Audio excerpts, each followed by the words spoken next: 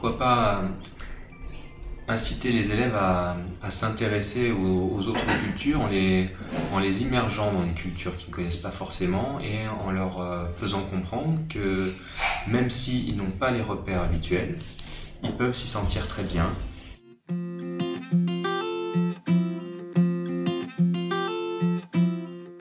Déjà, je pense qu'il faut arrêter de faire des structures toujours plus grandes qui puissent accueillir toujours plus d'élèves au même endroit. On perd beaucoup en humanité, en quelque chose qui doit être travaillé aussi parce que malheureusement on fait beaucoup trop de clôtures et peut-être pas assez d'espace communicant. Ouais, bah, ces langues étrangères, on pourrait les intégrer justement dans tous les enseignements et faire prendre conscience aux élèves que finalement une langue étrangère c'est aussi un vecteur de communication qui va permettre d'apprendre beaucoup sur les autres et accepter finalement les gens qui ne parlent pas la même langue de manière à ensuite accepter les gens qui n'ont pas la même culture, qui n'ont pas la même façon de vivre ou la même façon de penser, en apprenant des choses sur eux, en apprenant, pourquoi pas en essayant aussi de vivre ou alors de fonctionner différemment.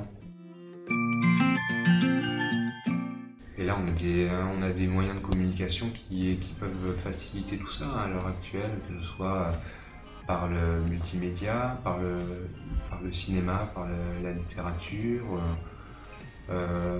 Il est de plus en plus facile, à mon sens, de proposer des échanges quasiment directs avec des cultures étrangères, qu'elles soient dans une autre ville ou à l'autre bout de la planète. C'est quelque chose qui est assez accessible à l'heure actuelle. Bien sûr. Un apprentissage justement d'une communication un peu plus consciente, un peu plus apaisée peut-être, pourrait permettre aux enfants de mieux se faire comprendre, de mieux se faire entendre. Là, on peut partir du constat que les élèves ont de plus en plus de mal à se mettre au travail. En fait. Ils n'en ont pas envie la plupart du temps. Ils le font pas parce qu'ils ne le veulent pas. Et ce qui fait qu'ils tombent de haut quand ils sortent de l'école et qu'ils se retrouvent dans le monde de l'entreprise où là, ils n'ont plus le choix, pas de travail et pas de rémunération. Donc il faudrait non pas peut-être non pas baisser les exigences en matière de travail, mais plutôt leur apprendre le goût du travail en fait. Et le fait de poursuivre un but qui leur soit pour eux essentiel. Moi j'étais un élève assez sérieux, plutôt discret.